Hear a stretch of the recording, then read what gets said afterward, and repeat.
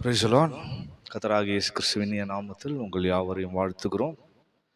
தொடர் வேத பாடத்தினுடைய 24வது பகுதி இந்த காலை நேரத்தில் நாம் சிந்திப்போமாக. தானியேலின் தீர்க்கதரிசன புத்தகத்திலிருந்து தொடர்ச்சியாக நாம் சிந்தித்து கொண்டு வருகிறோம். இன்றைக்கு தானியேலின் புஸ்தகம் 6ஆம் அதிகாரம் 4ஆம் வசனத்தில் நாம் வாசிக்கும் போது, அப்போது பிரதானிகளும் தேசாதிபதிகளும் ராஜ்யத்தின் விசாரிப்பிலே தானியேலை குற்றப்படுத்தும்படி முகாந்திரம் தேடினார்கள். ஆனாலும் ஒரு முகாந்திரத்தையும் குற்றத்தையும் கண்டுபிடிக்க அவர்களால் கூடாது இருந்தது. அவன் உண்மை உள்ளவனாய் இருந்தபடினால் அவன் மேல் சுமத்த யாதொரு குற்றமும் குறைவும் காணப்படவில்லை. பிரியமானவர்களே, இங்கே நாம் பார்க்கும்போது முதலாவதாக அங்கிருந்ததான அந்த பாபிலோனிய சாம்ராஜ்யத்தில் தானியேல் ஜீவிதத்தான காலகட்டத்தில் பெல்ஷசார் வரைக்கும் அங்கே தான் பாபிலோனிய ராஜ்யம் இருந்தது. அதுக்கு பிற்பாடு பெல்ஷசாரின் அழிவுக்கு பிற்பாடு மேதிய பெர்ஷிய சாம்ராஜ்யமானது தேசத்தை ஆளக்கூடியதாக இருந்தது. அந்த காலகட்டத்திலும் தானியேல் அங்கே முக்கியமான ஒரு நபராக இருந்தார் என்பதை நாம் தானியேலின் புஸ்தகத்தை வாசிக்கும் போது அறிந்து கொள்ள முடியும். இங்கே பார்க்கும்போது அந்த காலகட்டத்தில் தானியேலை எப்படியாகிலும் குற்றப்படுத்த வேணும் என்று சொல்லி அவனுக்கு விரோதமாக குற்றம் பார்க்கும்படியாக ஒரு கூட்டம் எழும்பியிருந்தார்கள். பிரியமானவர்களே, தானியேலின் காலகட்டத்தில் மட்டுமல்ல, இயேசுவின் நாட்களிலும் இயேசுவை குற்றப்படுத்தும்படியாக ஒரு கூட்டத்தார் காணப்பட்டு கொண்டிருந்தார்கள். இன்றைக்கு நாம் இருக்கிற இந்த காலகட்டத்திலும் கூட நம்மை குற்றப்படுத்தும்படி இல்லாட்டா குறை சொல்லும்படியாக ஒரு கூட்டத்தார் காணப்பட்டு கொண்டே தான் இருக்கிறார்கள். இயேசு கிறிஸ்துவை குறித்து சங்கீதக்காரன் தீர்க்க தரிசனமாக சங்கீதத்தை சொல்லும்போது 94ஆம் சங்கீதம் 21ஆம் வசனத்தில் வாசிக்கும் போது, அவர்கள் நீதிமானுடைய ஆத்மாவுக்கு விரோதமாக கூட்டம் கூடி குற்றமில்லாத இரத்தத்தை குற்றப்படுத்தினார்கள் என்று நாம் பார்க்கிறோம். பாருங்கள், தாவீது இருந்த காலகட்டத்திலே இங்கு இயேசு கிறிஸ்து வரப்போற காரியத்தை தீர்க்க தரிசனமாக உரைக்கிறார். ஆகவே நீதிமானுக்கு விரோதமாக குற்றமில்லாத அந்த இரத்தத்தை குற்றப்படுத்தும்படியாக ஒரு கூட்டம் எழும்பினார்கள். அது யூதர்களாக இருந்தார்கள், அன்றைக்கு இருந்த வேதப்பாரர்களாக இருந்தார்கள், அன்றைக்கு இருந்ததான ஆசாரியர்கள் கூட இயேசுவை குற்றப்படுத்தும்படி எழும்பியிருந்தார். பிரியமானவர்களே, அதையெல்லாம் தாண்டி தான் இயேசு ஜெயம் எடுத்து சிங்காசனத்தில் வீற்றிருக்கும்படி கடந்து போனார். ஆகவே வேதத்திலே வாசிக்கும் நீதிமொழிகள் 17ஆம் அதிகாரம் 15ஆம் வசனத்தில் வாசிக்கும் போது, துன்மார்க்கனை நீதிமான் ஆக்குறவனும் நீதிமானை குற்றவாளி ஆக்குறவனும் ஆகி இவ்விருவரும் கர்த்தருக்கு அருவருப்பானவர்கள் என்று அங்கே ஞானி சொல்லுகிறார். பாருங்கள், நீதிமானை குற்றவாளியாக தீர்க்கிறவர்கள் கர்த்தருக்கு அருவருப்பானவர்களாம். அப்போ ஒரு தேவனுடைய பிள்ளை நீதிமானாக கர்த்தருக்கு முன்பதாக ஜீவிக்கும் போது அவர்களை குற்றப்படுத்தும்படியாக எழும்புகிற எப்பேற்பட்ட மனிதர்கள் ஆனாலும் எந்த ஆவியானாலும் தேவனுக்கு முன்பாக அவர்கள் அருவருக்கத்தக்கவர்கள். கர்த்தர் அவர்களை அருவருக்கிறார். ஆகவே இந்த குற்றப்படுத்துகிற ஆவிகளை இல்லாவிட்ட குற்றப்படுத்துகிற மனிதர்களை கண்டு ஒருபோதும் நாம் சோர்ந்து போகக்கூடாது, ஒருபோதும் நாம் கலங்கிவிடக்கூடாது. பிரியமானவர்களே, மத்தேயு எழுதின சுவிசேஷம் 7ஆம் அதிகாரம் முதல் 2 வசனத்திலே வாசிக்கும் போது, நீங்கள் குற்றவாளிகள் என்று தீர்க்கப்படாதபடிக்கு மற்றவர்களை குற்றவாளிகள் என்று தீர்க்காதிருங்கள், ஏனெனில் நீங்கள் மற்றவர்களை தீர்க்கிற தீர்ப்பின்படியே நீங்கள் தீர்க்கப்படுவீர்கள் என்று நாம் பார்க்கிறோம். நீங்கள் மற்றவர்களுக்கு அளக்கிற அளவின்படியே உங்களுக்கும் அளக்கப்படும். பிரியமானவர்களே, மற்றவர்களை ஒருபோதும் நாம் குற்றவாளிகளாக தீர்க்கக்கூடாது, இல்லாவிட்ட மற்றவருடைய குற்ற குறைகளை பெரிதாய் பேசி கொண்டு அவருடைய குற்றங்களை நாம் முன்பாக சொல்லி கொண்டிருக்க கூடாது, மற்றவர்களிடம் பரிமாறி கொண்டிருக்கக்கூடாது. மற்றவர்களை குற்றவாளிகளாய் நாம் தீர்க்கும் போது வேதம் சொல்லுகிறது, நீங்கள் குற்றவாளிகளாக மாறுகிறீர்களாம். ஆகவே நீங்கள் குற்றவாளிகளாக மாறாதபடிக்கு மற்றவர்களை குற்றவாளிகள் என்று தீர்க்காதிருங்கள் என்று வேதம் சொல்லு. அவன் மற்றவங்கள குற்றம் குறைகள் சொல்லும் போது, மற்றவருடைய பிழைகளை நாம் முன்னெடுத்து வைக்கும் போது நன்றாய் விளங்கிக் கொள்ளுங்கள், நமக்குள் அந்த குற்றம் உண்டாகும், அந்த குறைகள் உண்டாகும். ஆகவே பிறரை குற்றப்படுத்துவதற்கு முன்பாக நாம் நம்மை கவனமாக இருக்க வேண்டும், பாதுகாத்து கொள்ள வேண்டியது அவசியமா இருக்கிறது. இன்னைக்கு பலரும் மற்றவர்களை குறை சொல்லி குற்றம் பேசி கடைசியாக அந்த குற்றத்தில் தாங்களே அகப்பட்டு விடுகிறார்கள். எப்படி தாங்கள் வெட்டின குழியில் தாங்களே விழுகிறார்கள். அது போல ரோமருக்கு நிருபம் 14ஆம் அதிகாரம் 4ஆம் வசனத்திலே வாசிக்கும் போது, மற்றவனுடைய வேலைக்காரனை குற்றவாளியாக தீர்க்கிறதற்கு நீ யார்? அவன் நின்றாலும் விழுந்தாலும் அவனுடைய எஜமானுக்கே அவன் உத்தரவாதி, அவன் நிலை நிறுத்தப்படுவான், தேவன் அவனை நிலைநிறுத்துவார், வல்லவராக இருக்கிறார் என்று படிக்கிறோம். பிரியமானவர்களே, மற்றவருடைய வேலைக்காரனை குற்றவாளிகளாய் தீர்க்கக்கூடாது என்று சொல்லப்பட்டிருக்கிறது. ஒவ்வொரு தேவனுடைய பிள்ளைகளும் தேவனுடைய வேலைக்காரர்கள், தேவனுக்கு அடிமைகளாக எண்ணப்பட்டவர்கள், தேவனுக்கு அடிமைகளாக அழைக்கப்பட்டவர்களாகவே ஒவ்வொரு தேவனுடைய பிள்ளைகளும் தேவனுடைய வேலைக்காரர்கள். அப்ப தேவனுடைய வேலைக்காரர்களாக, தேவனுடைய பணிவிடைக்காரர்களாக, தேவனுக்காக ஊழியம் செய்கிறவர்களாக இருக்கிற ஒருவரையும் நாம் குற்றவாளிகள் என்று தீர்க்கக்கூடாது. அவர்களை குற்றப்படுத்தி கொண்டிருக்கூடாது. அவர்களை குற்றங்களை பார்த்து கொண்டிருக்கூடாது. ஏனென்று சொன்னால் அங்கே வேதம் சொல்லுகிறது, எஜமானே அவர்களுக்கு உத்தரவாதியாக இருக்கிறார். அவர்களை அவர் நிலைநிறுத்துவார். தேவனே அவர்களை நிலைநிறுத்த வல்லவராக இருக்கிறார். அவர்கள் விழுந்தாலும் அவர்களை தூக்கி எடுக்கக்கூடியவர் தேவனாக இருக்கிறார். ஆகவே குற்றப்படுத்துகிறவர்களோ இல்லை குறை சொல்லுகிறவர்களோ ஒரு நாளும் தூக்கி எடுக்க போகிறதில்லை. பிரியமானே நிலைநிறுத்துகிற தேவன் தான். ஆகவே உங்களை குறித்த மற்றவர்கள் குறைகளை குற்றங்களை பேசும்போது நீங்கள் ஒருபோதும் கலங்க வேண்டாம், சோர்ந்து போக வேண்டாம். நீங்கள் தேவனுடைய வேலைக்காரர்கள், கர்த்தருக்கென்று அடிமைகளாக அழைக்கப்பட்டவர்கள். தேவனுக்கு நம்முடைய எஜமானாகிய நம்முடைய தேவன் நம்மை நிச்சயமாக நிலைநிறுத்தக்கூடியவர், உயர்த்தக்கூடியவர், மகிமைப்படுத்தக்கூடியவர், நம்முடைய தலைகளை நிமிர செய்யக்கூடியவராக இருக்கிறார். மற்றவர்கள் நம்மேல் சொல்லுகிற குற்றங்கள் குறைகளை நினைத்து நாம் ஒருபோதும் சோர்ந்து விடக்கூடாது. பிரியமானோடு தேவன் நம்மை பாதுகாக்கிற தேவனாக இருக்கிறார். ஆண்டவராகிய இயேசு கிறிஸ்துவுடைய நோக்கம் என்ன?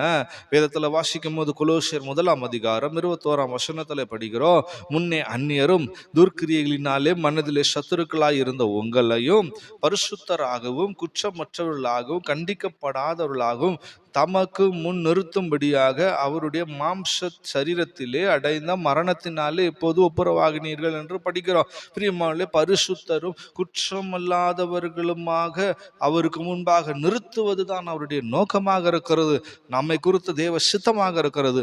ஆகவேதான் 1 தெசலோனிக்கர் 5:22-23 படிக்கும் போது, பொல்லாங்காய் தோன்றுகிற எல்லாவற்றையும் விட்டு விலகுங்கள், சமாதானத்தின் தேவன் தாமலே உங்களை முற்றிலும் பரிசுத்தமாக்குவாராக. உங்கள் ஆவி, ஆத்துமா, சரீரம் முழுவதும் நம்முடைய கர்த்தராகிய இயேசு கிறிஸ்து வரும்போது குற்றமற்றதாக இருக்கும்படி காக்கப்படுவதாக என்று பார்க்கிறோம். சமாதானத்தின் தேவன் நமக்குள்ளே வாசம் செய்து நம்மை பரிசுத்தமாக்கி நம்முடைய ஆவி, ஆத்துமா, சரீரம் முழுவதையும் கர்த்தருக்கு முன்பாக அவர் இயேசு கிறிஸ்து வெளிப்படும் போது குற்றமற்றவர்களாக அவருக்கு முன்னாடி நிறுத்தக்கூடிய தேவனாக இருக்க. ஆகவே நம்மை நிறுத்தக்கூடியவர் அவர்தான், நம்மை அழைத்தவர் அவர்தான், நம்மை பாதுகாக்கிற அவர்தான். ஆகவே நம்மை குற்றமற்றவர்கள் நிறுத்த போகிறவரும் அவர்தான். இந்த இன்பிட்வீன்ல, இந்த இடைப்பட்ட காலங்களில் குற்றவாளிகளாய் நம்மை தீர்க்கிறவர்களோ இல்லை நம்மை குறை சொல்லுகிறவர்களோ நம்மை போய் நிறுத்த போகிறதில்லை.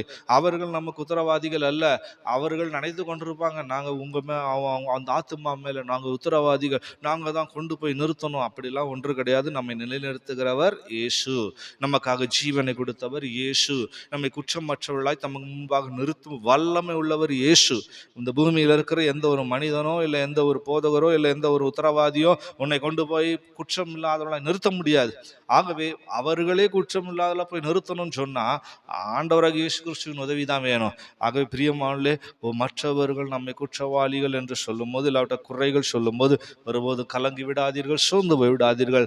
நம்முடைய அழைத்தவர் நம்முடைய ஆண்டவராக இருக்கிறார். நமக்காக அவர் ரத்தத்தை சிந்திருக்கிறார். நிச்சயமாகவே குற்றமில்லாதவர்களாக சிங்காசனத்துக்கு முன்பாக தமக்கு முன்பதாக கொண்டு போய் நிலைநிறுத்தக்கூடியவராக இருக்கிறார். பிரியமானவர்களே, இங்கு தானியேலை குறித்து படிக்கும் போது அவனுக்கு விரோதமாக குற்றப்படுத்தும்படி முகாந்திரம் தேடினார்கள். ஆனாலும் ஒரு முகாந்திரத்தையும் குற்றத்தையும் கண்டுபிடிக்க அவர்களால் கூடாதிருந்தது என்று படிக்கிறோம்.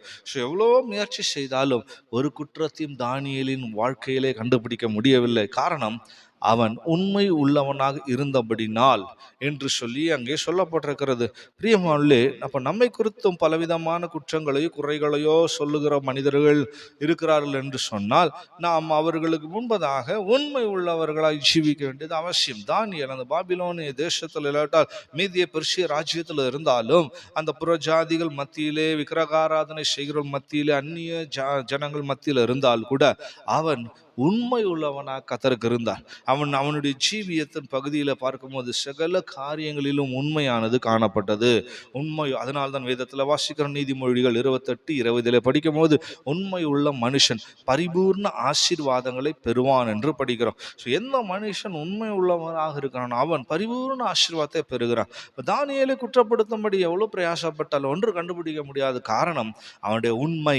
பிரியமானவர்களே, நாம் கூட நம்ம வேலை செய்கிற இடங்கள்ல மற்றவர்கள் நம்மை குற்றப்படுத்தலாம், படிக்கிற இடங்களிலே குறைகள் குற்றங்களை சொல்லலாம், நம்ம தொழுகிற இடங்கள்ல ஆராதிக்கிற இடங்கள்ல நம்மை குறித்து குற்றப்படுத்தலாம், குறை சொல்லலாம். பிரியமானவர்களே, நம்ம எங்க இருந்தாலும் அந்த இடத்துல உண்மை உள்ளவர்களாக இருந்தால் எப்பேற்பட்ட குறை குற்றங்களை சொன்னாலும் அந்த குற்றங்களின்படி அவர்கள் குற்றவாளிகள் என்று தீர்க்கப்படுவார்கள். நாம் ஒருபோதும் சோர்ந்து போக வேண்டிய கலங்க வேண்டிய அவசியம் இல்லை. அதே சமயம் நம்முடைய உண்மையை எல்லா இடங்களிலும் பாதுகாத்து கொள்ள வேண்டும். நம்ம வேலை செய்கிற இடங்கள்ல உண்மை உள்ளவர்களாக இருந்தால் அங்கே ஒருவரை நம்மை குற்றப்படுத்த முடியாது. நம்ம ஆராதிக்கும் இடங்கள்ல, நம் தொழுது கொள்ளுகிற இடங்கள்ல உண்மையா இருந்து கர்த்தருக்கு உண்மையா ஜீவிப்போம்னா ஒருவரும் நம்மை குற்றப்படுத்த முடியாது.